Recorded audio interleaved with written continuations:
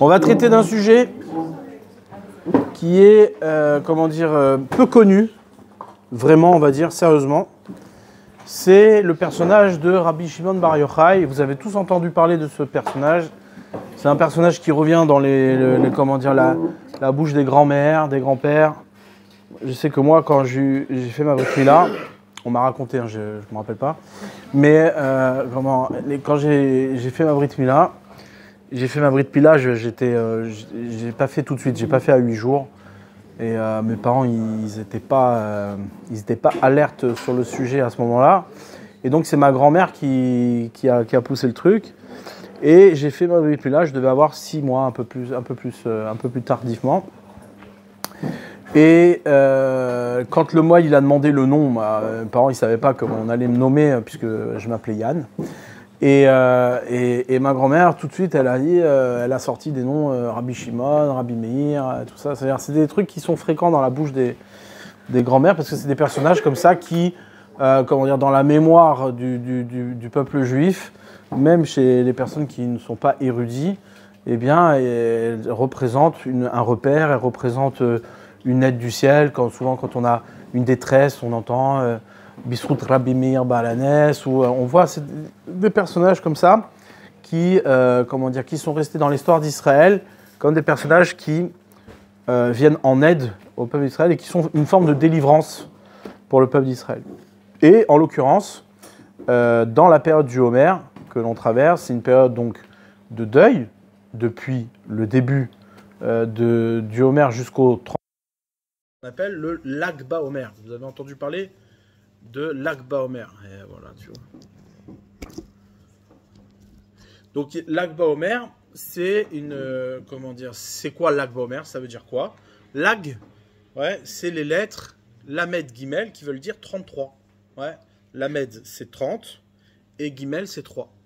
C'est le 33e jour du Homer. Donc cette fête de Lag BaOmer, qu'est-ce qu'elle signifie? Qu'est-ce qu'elle est? Elle est l'interruption de l'épidémie qui s'est abattue sur les 24 000 élèves de Rabbi Akiva. Mais cette interruption-là, on l'a traditionnellement associée au jour de la ptira, au jour de la mort de Rabbi Shimon Bar Yochai. Ouais. Rabbi Shimon Bar Yochai est décédé ce jour-là.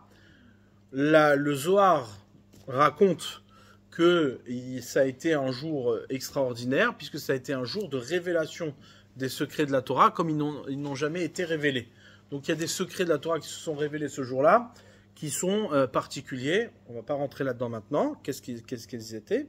Mais il y a une révélation, il y a eu un flux de Torah à ce moment-là, au moment où Rabbi Shimon Bar Yochai part de ce monde, et on raconte que son tombeau s'est élevé dans les cieux, parce qu'on ne savait pas où l'enterrer, il se battait, savoir où l'enterrer, chacun voulait l'enterrer chez lui, etc.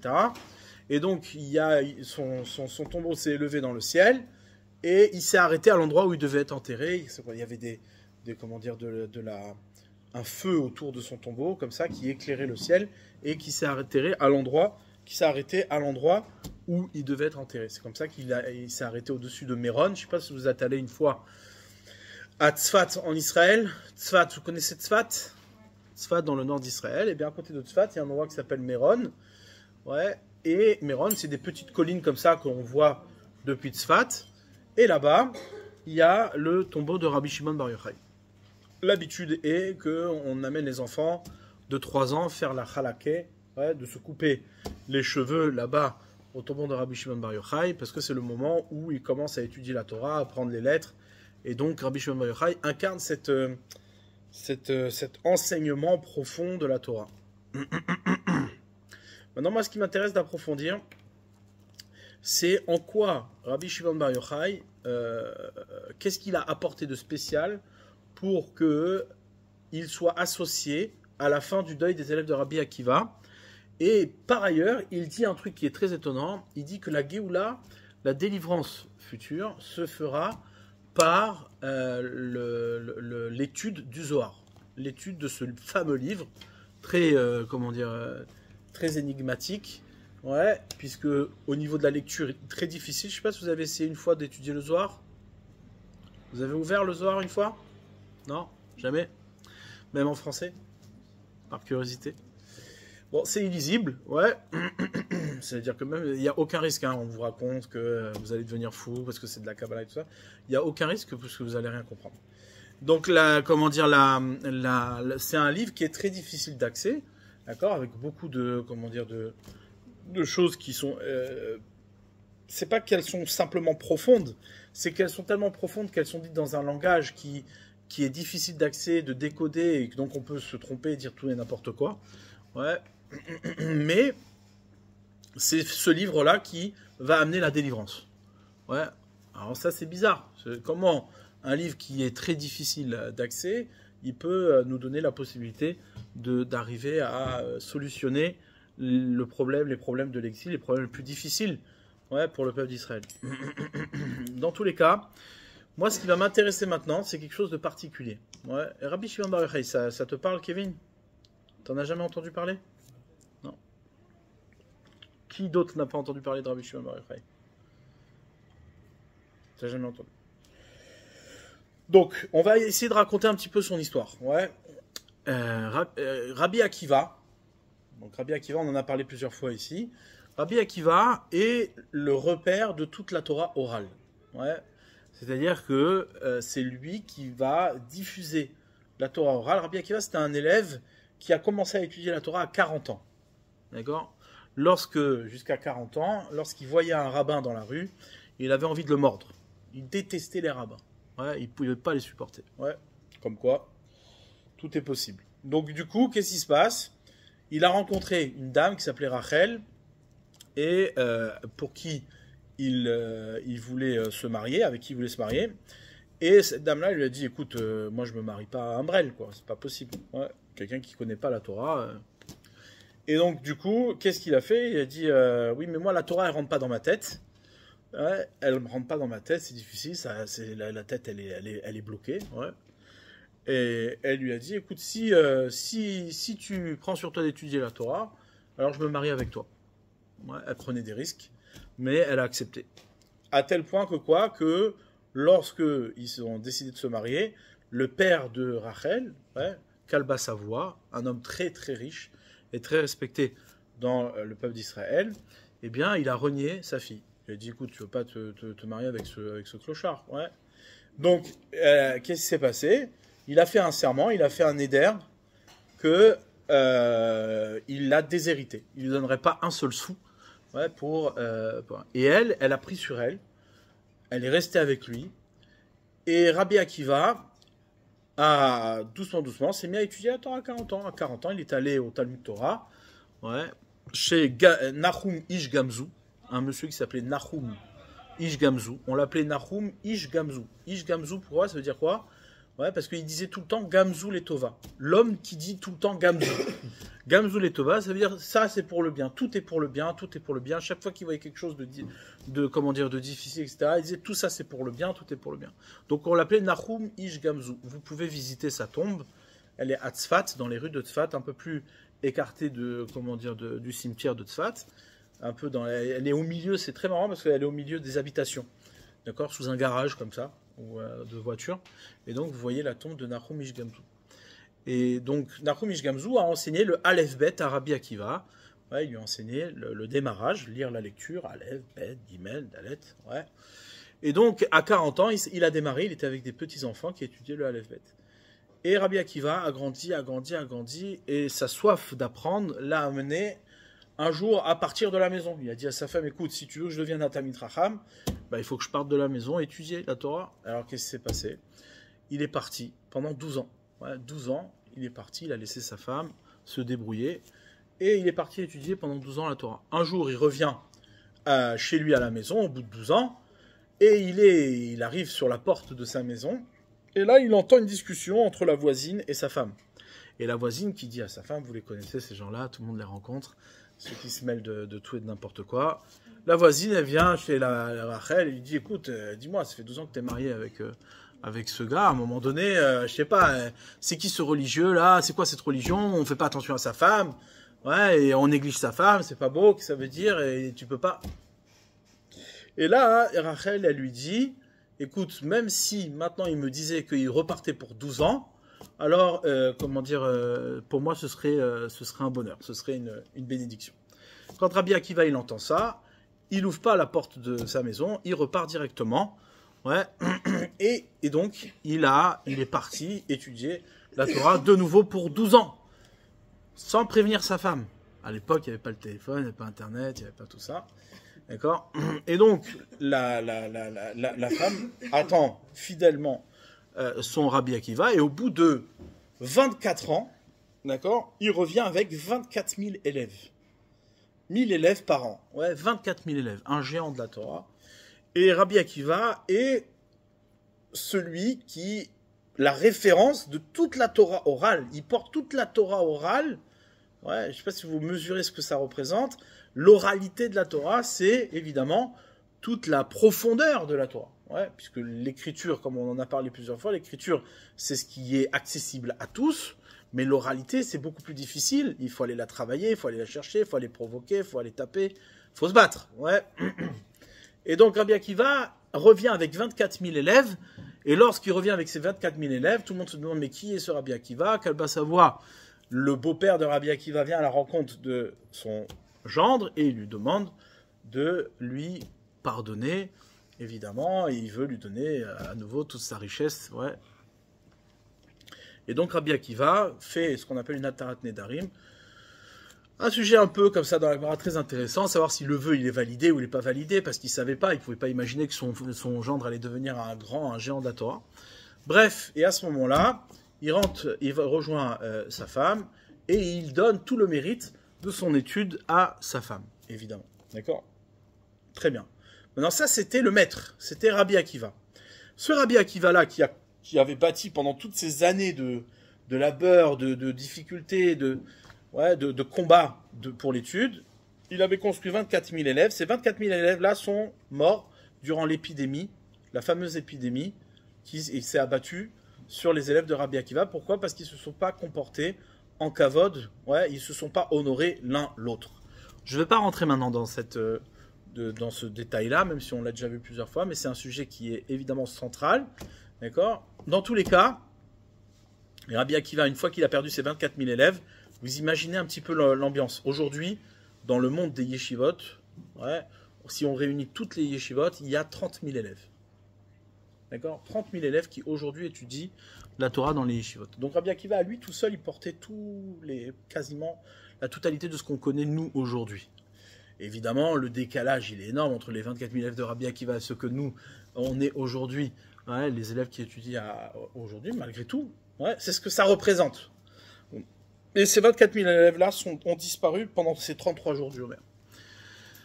Donc c'est une catastrophe, c'est-à-dire c'est un effondrement. Et donc Rabbi Akiva, qu'est-ce qui se passe? Il ne désespère pas, il continue, il se relève de cette épreuve, et il va reconstruire la Torah avec 5 élèves. Ouais. 5 élèves. Ces 5 élèves-là, parmi ces 5 élèves-là, il y a 2 très connus, Rabbi Meir Baalanes, ouais, dont on a fait la Iloula aujourd'hui, et Rabbi Shimon Bar Yochai. D'accord?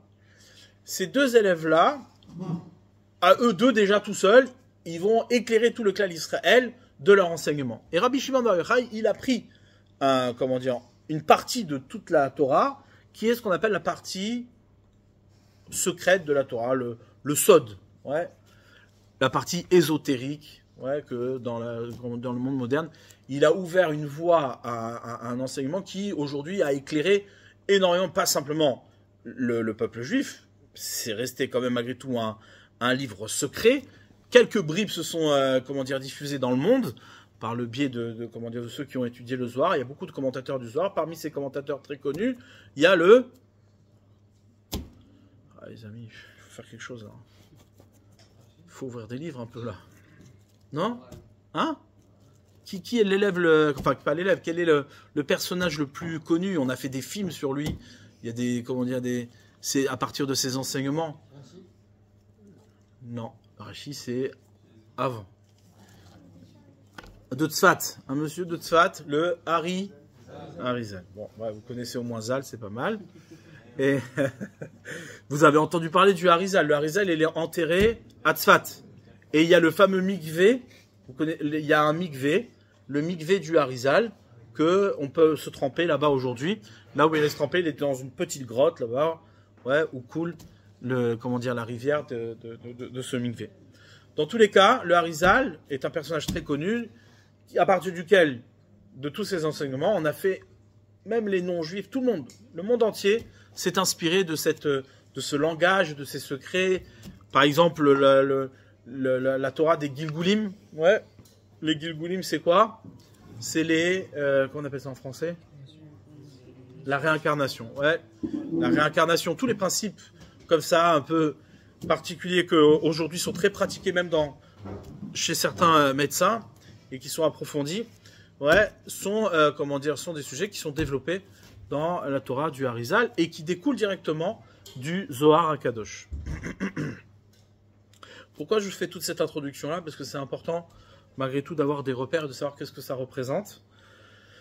Dans tous les cas, il y a ici une relation entre Rabbi Shimon Bar Yochai et Rabbi Akiva qui est très importante pour nous, puisqu'elle va amener ce qu'on appelle la délivrance.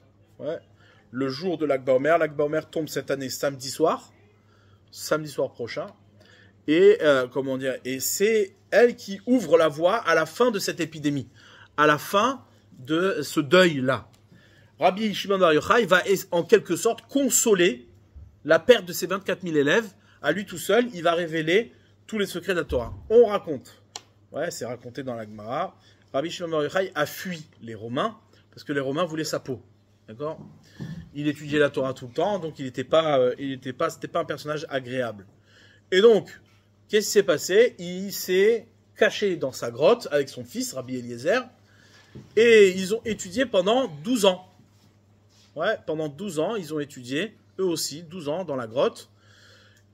Et il n'avait pas d'habits, il n'avait pas à manger, etc.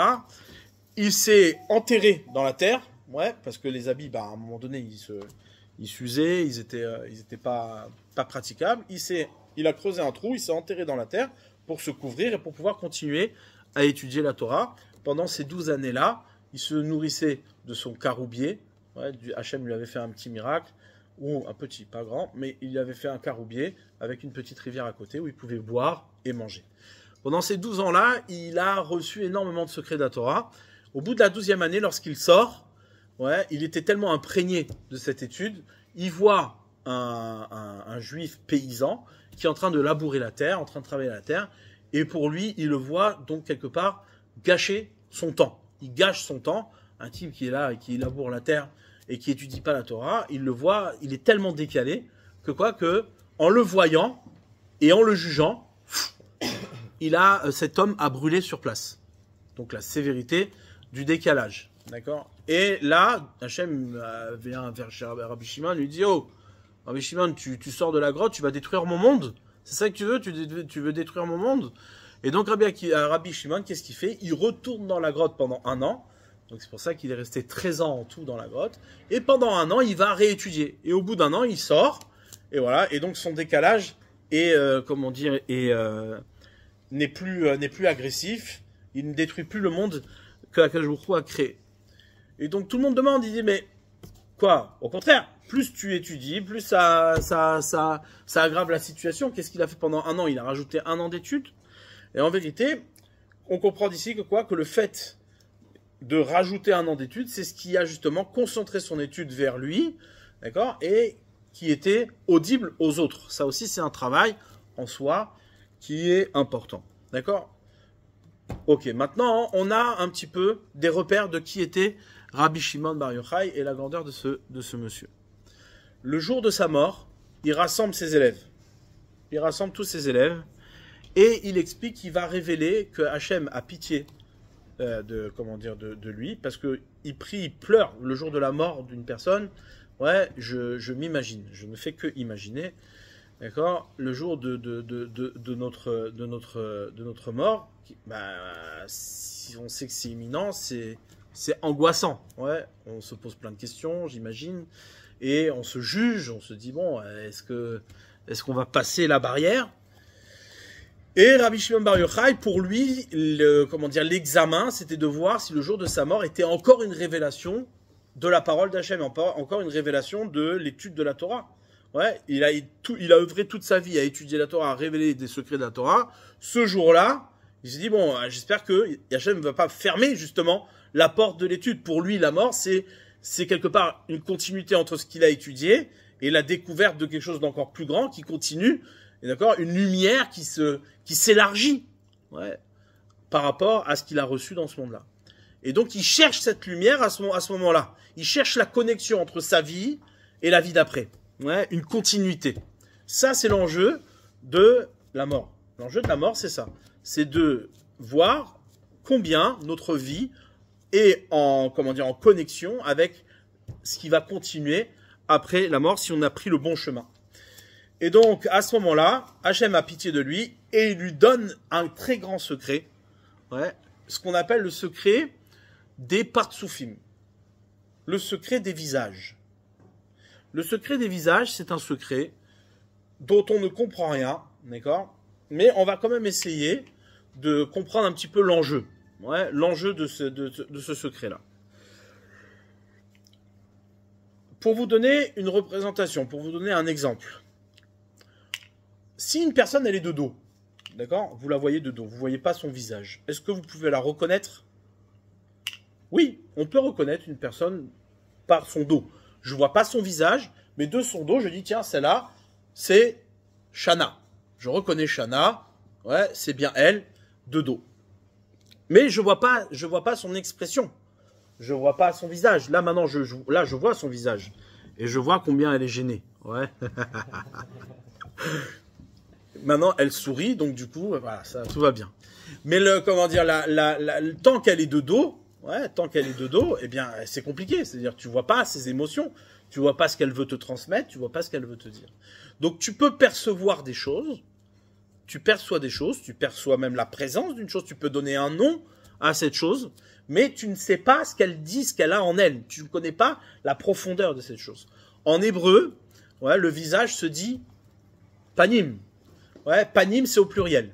Nous, en français, on dit le visage. En hébreu, on dit les faces. Panim. Ouais. Panim, c'est la même racine que le mot pnim. Pnim, ça veut dire intérieur. Le visage, c'est l'intérieur. Et c'est ça qui est, extraordinaire dans le visage. Le visage est unique pour chacun. D'accord? Pas deux personnes ont le même visage. Même les jumeaux qui ont physiquement le même visage, ils ont des expressions qui sont différentes. D'accord? Ce qui est logique. Mais dans tous les cas, tous les visages, même si tous les hommes sont identiques, les visages sont différents.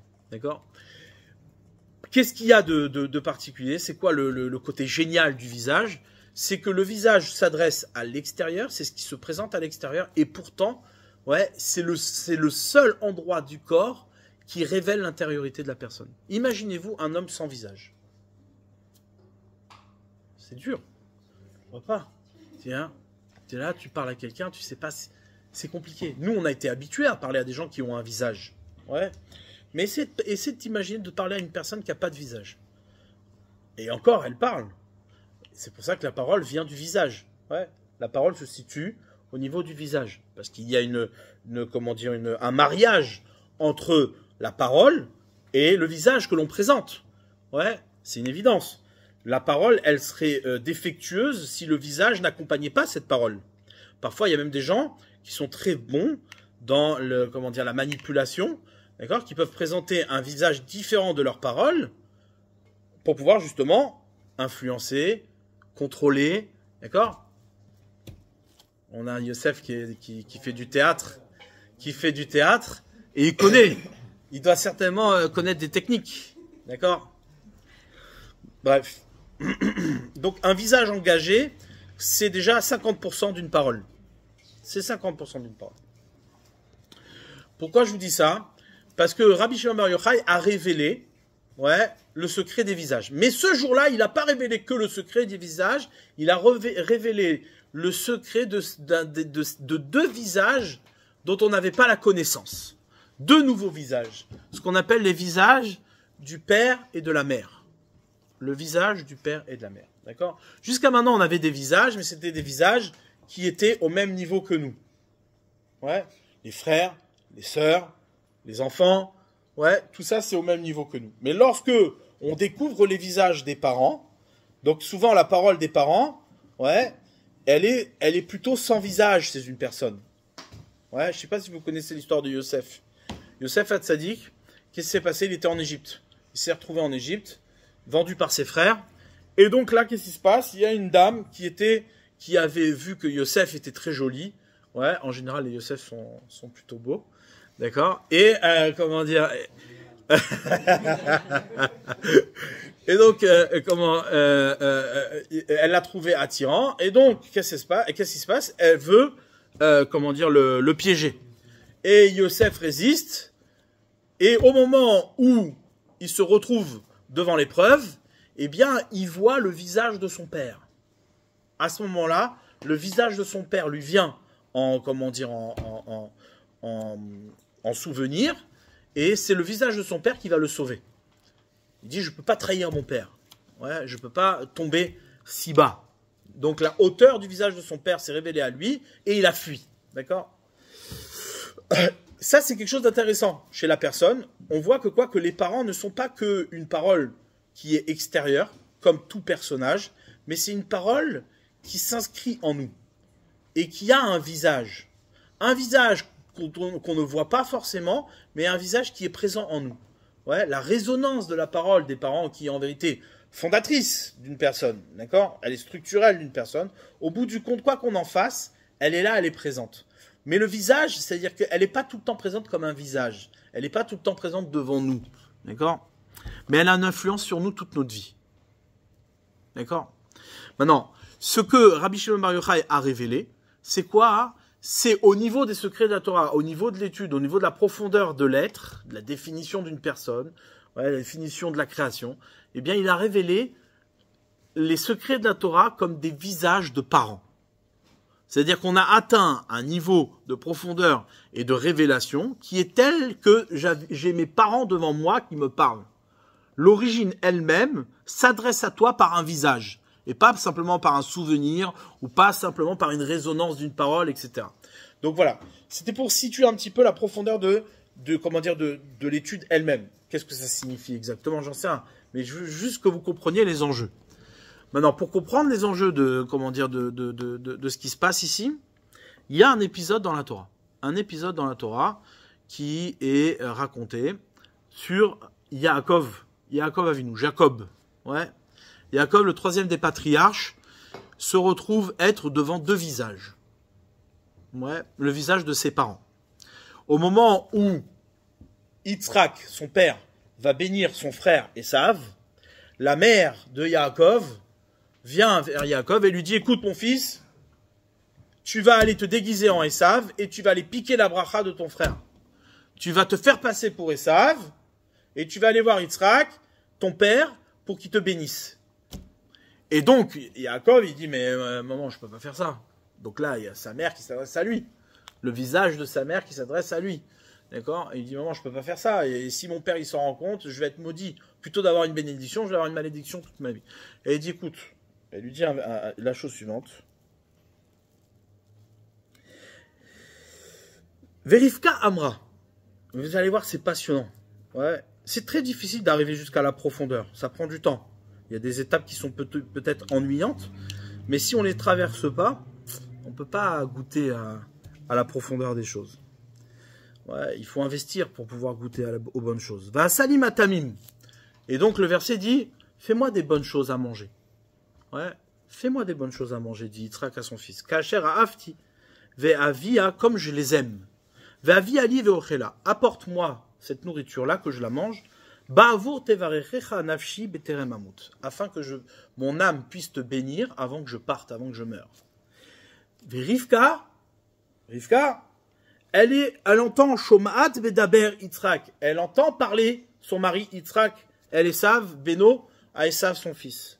Vayelech Esav asadeh, Esav part dans les champs pour aller chasser la Tzout Saïd Leavi, ouais, aller chercher de la chasse, du gibier, pour apporter à son père.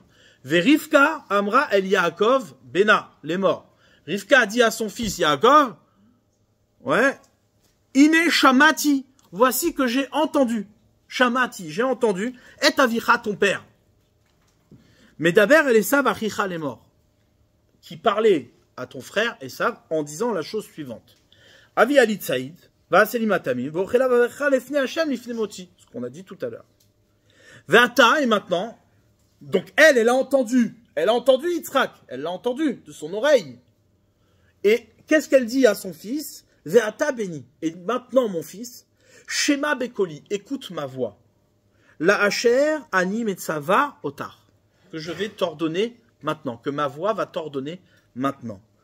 Tu vas aller faire ce que je te dis, c'est-à-dire te déguiser en Esav et prendre la bénédiction. Va Tomerlo, elle lui dit à son fils, ouais, qui a peur, Alaï qu'il est la terre béni. Si vraiment il y a une malédiction qui te tombe dessus, elle tombera sur moi.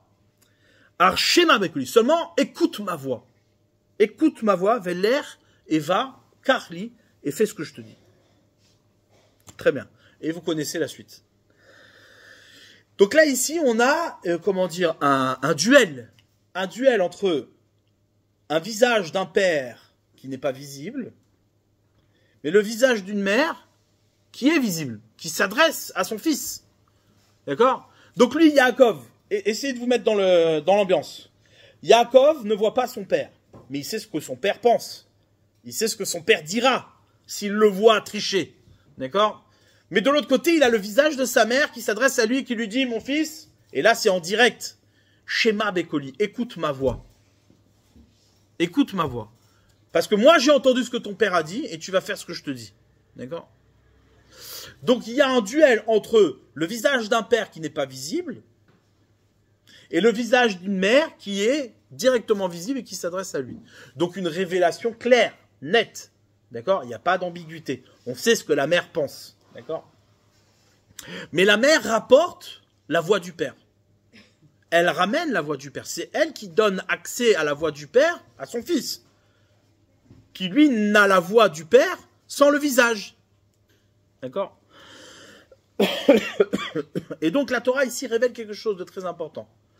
Elle révèle que quoi? Que l'accès au visage du père se fait par la voix de la mère. Ouais, la voix, vous l'écrivez comme vous voulez pour le coup.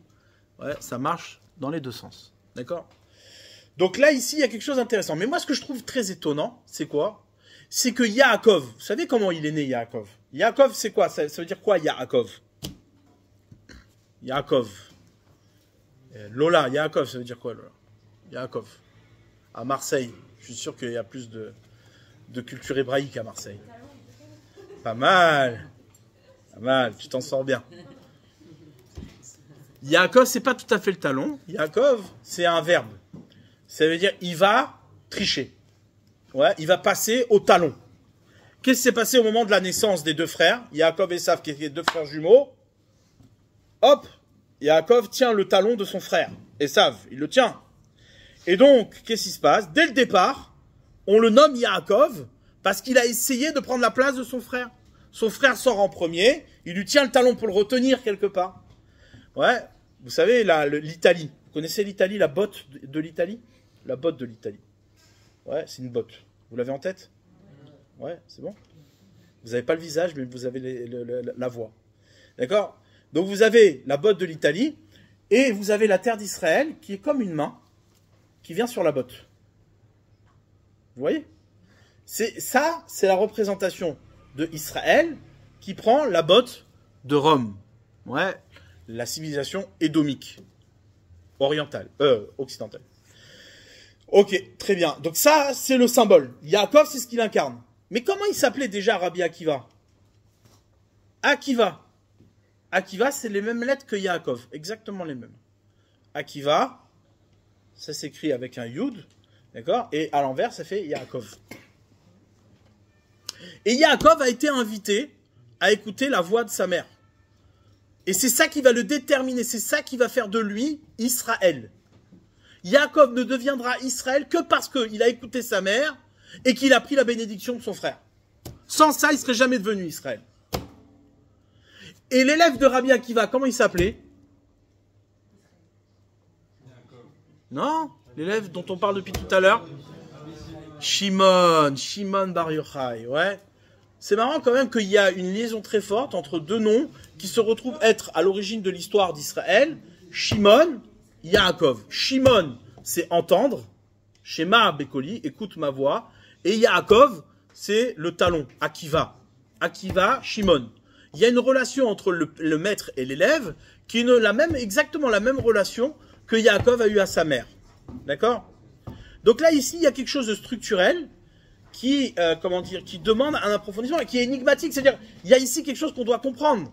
C'est sûr que c'est pas par hasard, ouais, que Rabbi Shimon Bar Yochai, qui va être celui qui va mettre fin à l'épidémie des élèves de Rabbi Akiva, s'appelle Shimon et que son maître s'appelle Akiva. D'accord? Et il y a un verset dans la Torah, je ne sais pas si vous avez fait attention. Je sais que vous n'avez pas fait attention. Mais quand même, j'ai de l'espoir. Il y a une paracha qui s'appelle Ekev. Ekev. Ouais, une paracha qu'on lit une fois par an. Vaya Ekev Tishmeun. Ouais, c'est marqué dans la Torah. Vaya Ekev Tishmeun. Et voici qu'au talon, si vous écoutez au talon. Si vous écoutez au talon. D'accord? Il y a un lien entre l'écoute et le talon. L'écoute et le talon sont intimement liés. La Torah les lie tous les deux. Ouais. Qu'est-ce qu'il y a de particulier entre le talon et l'oreille? Ouais. Ben déjà, c'est qu'ils sont très opposés. Oui, l'audioprothésiste, elle a rien à dire sur l'oreille? Rien du tout. Donc, le talon et l'oreille sont situés complètement à l'opposé. Ouais. Maintenant, quelle est la particularité du talon? La particularité du talon, c'est quoi? C'est la stabilité. C'est la stabilité. Ouais, tu es là, sur ton talon, tu te tiens bien, tu es fort, tu es posé. D'accord? Mais il y a quelque chose de particulier, c'est quoi? C'est que quand tu marches, comment tu marches? On analyse une marche. Ouais. D'abord, je pose le talon, et après, je plie mon pied, et après, je repars, et ainsi de suite. D'accord? C'est-à-dire que quoi? Que le talon, c'est celui qui me donne la possibilité de engager mon pied, d'accord? De tenir une stabilité pour pouvoir continuer ma marche. D'accord? Très bien. Maintenant, lorsque la Torah te dit Vaya Ekev Tishmeum, tu vas écouter au talon, ça veut dire quoi? Ça veut dire que tu vas aller chercher à déstabiliser ton talon par ton oreille. C'est ça qu'elle veut que tu fasses. Normalement, au talon, on n'écoute plus. Lorsqu'on est installé, on n'entend plus. Ouais. Regardez-vous. Ouais, regardez-vous. Essayez d'être attentif sur vous-même. Ok?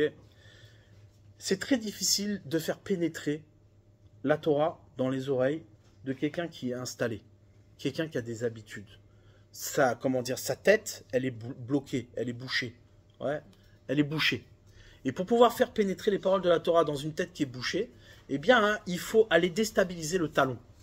Le talon, c'est quoi? C'est aller questionner nos installations, aller questionner nos préjugés, aller questionner nos habitudes. Ouais. Il faut aller questionner nos habitudes. Et comment on fait cet exercice-là? Par l'oreille. Ouais. Tu dois écouter, tu dois être attentif. Les yeux ne déstabilisent pas le talon. Pourquoi? Au contraire, les yeux confirment le talon. Je vois une stabilité, je la garde, je la préserve. Alors que l'oreille est capable d'aller entendre quelque chose qui ne se voit pas. D'accord? Et la stabilité n'est rassurante que par rapport aux yeux. Elle n'est rassurante que par rapport à ce qui se voit. En vérité, visiblement, il y a une stabilité. On dit, voilà, je vois une stabilité. Mais quand tu écoutes et tu entends, ouais, les pas du Mashiach, ouais, le Mashiach, la période du Mashiach s'appelle Igveta de Meshicha, les talons du Mashiach. Ouais, les talons du Mashiach. Pourquoi les talons du Mashiach? Parce que le Mashiach ne vient pas, justement à cause de cette raison toute simple, c'est qu'on est persuadé que tout va bien, que tout est stable, que tout est solide. Alors bon, de temps en temps, on a une petite perturbation, on est là, mais on n'est pas capable d'entendre. L'oreille, elle est bouchée. Là où il y a du talon, il n'y a pas d'oreille. Et ce qu'a fait Rivka, ce qu'a fait Rivka, c'est quoi? C'est qu'elle a dit à son fils, mon fils, certes ton père, ça représente pour toi une stabilité, ça représente pour toi une certitude. Mais moi, je te dis ce que ton père dit, et écoute ma voix. Moi, je suis celle qui va révéler ce que ton père dit. Vraiment. Ce que tu ne peux pas entendre de ton père. Ouais. Une maman, une mère, même si le père présente un certain visage, une mère sait ce que le père veut présenter à son fils en profondeur plutôt que dans les apparences. Un père peut avoir un visage dur, il peut adresser quelque chose de dur. Mais la mère, elle sait ce que le père il a comme intention. Parce qu'elle, elle se fixe pas par rapport au talon. Elle se fixe par rapport au panim, au visage. Elle a un lien direct avec le visage du père. Même si toi, l'enfant, tu n'as pas un lien direct avec le visage du père. D'accord? Donc là, elle lui dit, écoute mon fils, Shema Bekoli, écoute ma voix. Parce que moi, j'ai entendu ce que ton père veut dire. Je l'ai entendu. D'accord? C'est-à-dire que le secret ici de cette paracha, c'est de dire, mais il y a ici une possibilité de pénétrer à travers le visage des autres, de pénétrer en profondeur et de savoir ce que les apparences cachent. D'accord? Et ça, c'est tout le secret de l'étude de la Torah. Aujourd'hui, on est dans une génération, d'accord, où on n'a plus cette sensibilité. Quand je parle de l'étude de la Torah, je ne parle pas forcément de l'étude de la Torah telle qu'on l'entend. Ben, c'est pas simplement le fait de lire un verset de la Torah. L'étude de la Torah, c'est cette capacité à aller faire marcher l'oreille proche des talons, aller perturber toutes les installations que l'on connaît, pour aller chercher quelque part la résonance en profondeur de ce qui a permis ce talon, ce qui a permis cette stabilité. D'accord? Aujourd'hui, ce qui se passe, c'est quoi? C'est qu'on n'a plus la patience, on n'a plus la capacité d'entendre, on veut tout voir. On veut que tout soit présenté immédiatement. Et donc, tu ne peux pas accéder au secret de la Torah. Tu ne peux pas accéder au secret de la Torah. Ouais. Il y a une Gemara très intéressante avec un monsieur qui s'appelait Rabbi Yochanan ben Zakkai. Rabbi Yochanan ben Zakkai était un monsieur qui était très beau. Ouais. Un monsieur qui était très beau.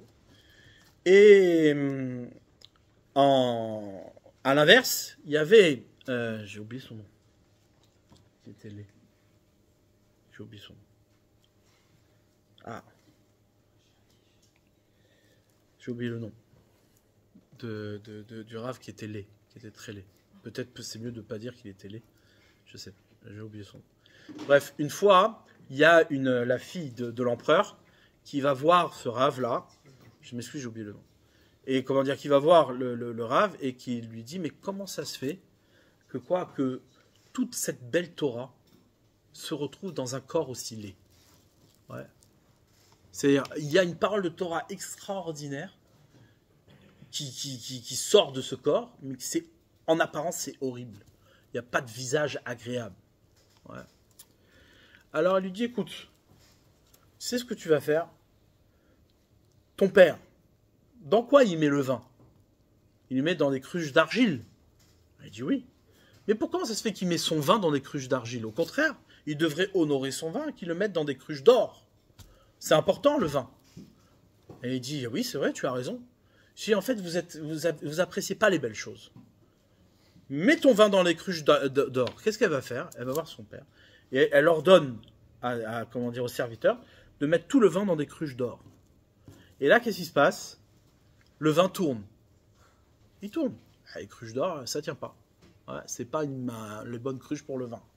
Elle revient voir le Rav et elle lui dit, tu vois, qu'est-ce que tu m'as donné comme conseil? Le vin, il a tourné. Tout le vin de mon père a tourné. Et il dit, tu vois, c'est exactement la même chose. Il dit, si j'avais été beau, toute ma Torah, elle aurait tourné. Elle aurait tourné. Et il dit, mais attends, c'est pas vrai, regarde, Rabbi Yochanan ben Zakkai, il est très beau. Il dit, oui, mais s'il avait été laid, il serait encore plus grand. Sa Torah, elle aurait été encore plus belle. Qu'est-ce que vient dire cet enseignement-là? Il vient évidemment pas dire qu'il faut être laid, d'accord? Et que, la laideur, c'est le moyen d'arriver à une grande Torah. C'est pas ça. Ce qu'elle veut dire, c'est quoi? C'est que pour pouvoir accéder à la parole de Torah, il faut faire fi, d'accord, des apparences. Il faut être capable d'activer son oreille. La Torah ne se propose pas comme une évidence. Jamais. Et l'histoire d'Israël ne peut pas être une évidence. Ce que l'histoire présente d'Israël, aujourd'hui, Israël est présenté comme une laideur absolue. Les amis, c'est clair et évident que si le peuple d'Israël aujourd'hui est présenté comme une laideur absolue, c'est un rappel, c'est une alerte profonde à ce qu'est Israël véritablement. C'est-à-dire l'étude de la Torah. Le peuple juif est un peuple d'étude. C'est un peuple qui est censé être à l'écoute. Ouais, au talon des choses, être à l'écoute. Et celui qui, au contraire, ouais, à l'inverse de l'installation qu'il cherche à avoir dans ce monde, ouais, il doit être, au contraire, celui qui désinstalle chaque chose par son oreille. Et aller chercher véritablement, ouais, quelles sont les choses en profondeur. Un visage, c'est ce qu'il fait. Un visage, c'est celui qui trahit toujours la parole. Pourquoi? Parce qu'en vérité, ce que tu dis, c'est audible en apparence, mais si tu n'accompagnes pas le visage, tu ne peux pas toucher la profondeur d'une parole. Le visage, c'est celui qui accompagne et qui donne de la profondeur à ta parole. Parce que la parole que tu dis sans visage, c'est une parole qui se voit par les yeux et qui ne s'entend pas par les oreilles. Mais lorsque tu présentes un visage, alors là, tu actives quelque chose qui est capable de désinstaller une parole. La parole n'est pas là pour s'installer, elle est là pour provoquer. Elle est là pour déstabiliser. Elle est là pour aller te toucher là où tu n'as pas été touché. Si une parole elle reste inactive et elle ne te touche pas, tu peux rien faire. Tu peux rien faire. Ça sert à rien. Parler à quelqu'un qui ne bouge pas, ça sert à rien. Ouais. Par contre, s'il y a le visage qui vient et qui donne des émotions, qui donne une colère, qui donne une attention, qui révèle pleinement ce qu'est l'intention et la direction d'une parole, eh bien là, à ce moment-là, tu peux être plus attentif à la profondeur et à l'intention qui se cache derrière cette parole. Ouais. Ça, c'est ce que Rabbi Shimon Bar Yochai a réussi à révéler, c'est qu'il a montré qu'en vérité, Rabbi Akiva, vous savez, il est mort atrocement. Et même Moshe Rabbeinu, ouais, se questionne. Il n'a pas eu de réponse sur la mort de Rabbi Akiva. Il voit la grandeur de la Torah de Rabbi Akiva, et de l'autre côté, on lui montre quoi? Un Rabbi Akiva qui finit comment? Sur le bûcher, en train d'être peigné par un peigne de fer par les Romains. Et donc ça demande une réparation, c'est pas normal, c'est inadmissible de voir un tel grand homme, une telle grande Torah, se faire déchiqueter, se faire humilier de cette manière. Qu'est-ce qui se passe? Lui, Rabbi Akiva, il est heureux, il est content. Il est content. Parce qu'il connaît les secrets. Parce que Rabbi Akiva, il a l'habitude d'écouter au-delà des apparences. Mais seulement, en termes de présentation, ça se communique pas. Jusqu'à que Rabbi Shimon Bar Yochai est arrivé. Rabbi Shimon Bar Yochai a révélé quelle était la profondeur de Rabbi Akiva. Il a montré que en vérité, les apparences, ce que Rabbi Akiva a été torturé, ouais, au bout du compte, c'est pas l'humiliation d'Israël, bien au contraire. C'est l'élévation d'Israël. Ouais, l'élévation d'Israël, c'est quoi? C'est une invitation à être Israël. Ouais. Ça, c'est quelque chose, ce sera inévitable. Inévitable. C'est-à-dire qu'on ne pourra pas le contourner. C'est quelque chose qu'on ne pourra pas contourner. On voudrait le contourner, mais on ne peut pas. Tu veux accéder à la profondeur, tu es obligé de souffrir. Quand je dis souffrir, ce n'est pas forcément négatif. C'est une souffrance qui peut être positive et assumée. Rabbi Shimon Bar Yochai s'est mis 13 ans dans une grotte, d'accord, et il en était heureux, et Baruch Hashem, il n'a pas souffert plus que ça. Ouais. Mais seulement, il faut s'investir. Il faut aller chercher. C'est-à-dire, ça demande une déstabilisation. Et tant que Israël ne se déstabilisera pas de son positionnement, qui lui donne à penser qu'il a une sécurité et qu'il a une stabilité, eh bien, il ne pourra pas accéder à ce qu'il est. Parce que Israël ne domine pas sur les apparences. Israël est celui qui propose le visage à la parole. Ouais, c'est celui qui va donner un visage aux paroles qui s'adressent dans le monde aujourd'hui. Et on peut pas vivre aujourd'hui dans notre génération et faire comme si de rien n'était. Tout va bien. Tu vois tout ce qui se dit. Tu vois la haine d'Israël qui se déchaîne. Elle se déchaîne de manière déraisonnée. Il n'y a aucune raison. Aucune raison valable. Ouais. Des choses qui sont complètement absurdes, profondément absurdes, mais qui se justifient. Et qui emportent même une majorité. Comment c'est possible de se retrouver? Je sais pas, moi, on se lève le matin avec ce contexte-là, on peut pas continuer à vivre, c'est pas possible. C'est trop perturbant. Comment on peut être serein dans une ambiance pareille? Israël est montré du doigt comme un assassin, comme quelqu'un qui fait du génocide. Alors, il y a encore des voix qui te défendent, etc. Donc, tu es rassuré. Tu dis, oui, mais lui, regarde, Joe Biden, oui, oui. Et ça va pas durer, ça. Ça va pas durer, on le sait. On a l'expérience. C'est pas la première fois que ça arrive. On le sait. Ici, c'est quoi? C'est pas qu'il y a de l'antisémitisme pour rien. C'est qu'il y a de l'antisémitisme pour révéler ce qu'est Israël véritablement. Et que sur le paysage des nations, Israël n'a aucune part. Aucune part. Et si tu cherches à installer ta présence sur ce paysage-là, eh bien ça va s'empirer. S'empirer de plus en plus. Pourquoi? Parce que Vaya Ekev Tishmeon. Parce que tu es invité à écouter la voix qui se dégage du talon. Toi, ton rôle à toi, c'est ce qu'on appelle la Torah orale. L'oralité de la Torah, c'est aller défier l'écriture de la Torah elle-même. C'est d'aller chercher ce que l'écriture propose, mais qu'elle ne peut pas proposer dans la lettre. Quand tu étudies un texte, tu le provoques. Tu vas le chercher. Tu te bats avec lui. Pour aller chercher qu'est-ce qu'il dit, qu'est-ce qu'il veut dire véritablement. Parce que la lettre est insuffisante. Parce que les mots sont insuffisants. D'accord? Et ça, il y a ici quelque chose qui est un enjeu pas que au niveau de l'étude. C'est un enjeu historique. Ouais, historique. Nous, on est là, on se balade comme si ça tout allait bien. Je ne sais pas si vous mesurez ce qui se passe. C'est unique. Unique ce qui se passe. On prend un type comme, comment il s'appelle? Benjamin Netanyahou. D'accord? Et on propose un mandat d'arrêt international. Parce qu'il défend son pays. On peut être d'accord avec sa politique, pas d'accord, on s'en fout. Là, ici, n'est pas la question. Il défend son pays et il cherche à aller sauver des otages contre des gens qui sont haineux, qui sont agressifs, qui sont, destructeurs, que personne ne veut chez eux. Et le monde entier condamne Israël, pas simplement le condamne, mais le désigne comme étant le génocidaire. C'est quelque chose qui n'est pas... ça ne va pas. C'est-à-dire il y a un paysage ici qui n'est pas correct. C'est exactement exactement la même chose. La même sensation que les élèves de Rabbi Akiva, qui voient Rabbi Akiva, toute cette grandeur de la Torah, se faire déchiqueter par un peigne. Il dit, mais comment? Ça, c'est ce que Moshe Rabbeinu lui-même dit à Hachem. Il dit, Zou Torah ve Zou Srara. Ça, c'est sa Torah, c'est ça sa Torah, et c'est ça son salaire. Cette incohérence-là, elle révèle la nécessité d'aller chercher la Torah dans son oralité, c'est dans ta capacité à écouter. Et qui c'est qu'on écoute quand on n'entend pas le Père? Quand on ne voit pas le Père, on écoute la mère. Ouais. La mère, c'est celle qui est directement en contact avec le Fils. Et c'est qui la mère d'Israël? C'est qui la mère d'Israël? La mère d'Israël, c'est la Torah. Ouais, comme c'est marqué, Shema béni Moussar Avicha.